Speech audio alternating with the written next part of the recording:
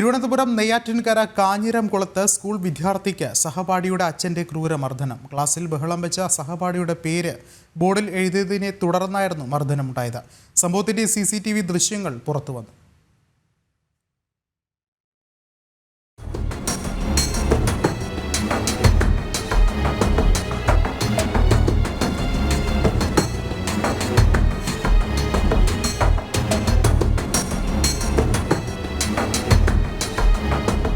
Neyyattinkara Kanjiramkulam PKHSS-ലെ 8ാം class വിദ്യാർത്ഥിക്കാണ് ഈ മാസം 6-ന് മർദ്ദനമേറ്റത്.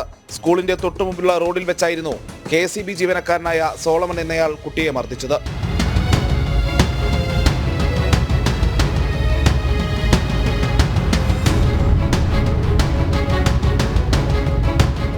ക്ലാസ് ലീഡർ കൂടിയായ വിദ്യാർത്ഥി ക്ലാസ്സിൽ ബഹളം വെച്ച വിദ്യാർത്ഥികളുടെ പേര് ബോർഡിൽ എഴുതിയിരുന്നു.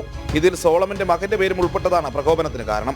എന്റെ മോൻ ഇവിടെ PK സ്കൂളിൽ പഠിക്കുകയാണ് 8ാം ക്ലാസ്സിൽ. അപ്പൊ ഇവൻ ക്ലാസ്സിൽ ലീഡറാണ്.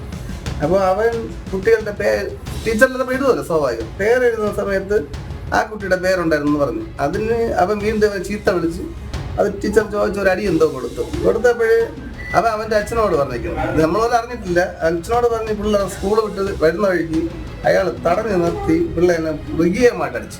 അപ്പൊ ഇതിൽ എന്തെങ്കിലും ഉണ്ടെങ്കിൽ അയാൾക്ക് എൻ്റെ അടുത്തൊന്ന് പറയാം, അല്ലെങ്കിൽ സ്കൂളിൽ പറയാം, അല്ലെങ്കിൽ ഇതിന് ഏത് നിയമം വരുന്നത് നിങ്ങൾ അങ്ങേറ്റം പറയും. കവിളത്തും നെഞ്ചിലും തുടയിലും ഉൾപ്പെടെ പരിക്കേറ്റ വിദ്യാർത്ഥിയെ നെയ്യാറ്റിൻകര ആശുപത്രിയിലും പിന്നീട് കാരക്കോണം മെഡിക്കൽ കോളേജിലും പ്രവേശിപ്പിച്ചിരുന്നു. സംഭവത്തിൽ കേസെടുത്ത് അന്വേഷണം ആരംഭിച്ചതായി കാഞ്ഞിരംകുളം പോലീസ് അറിയിച്ചു. അതേസമയം ഇതുവരെയും പ്രതിയുടെ അറസ്റ്റ് രേഖപ്പെടുത്തിയിട്ടില്ല. ജനം, തിരുവനന്തപുരം.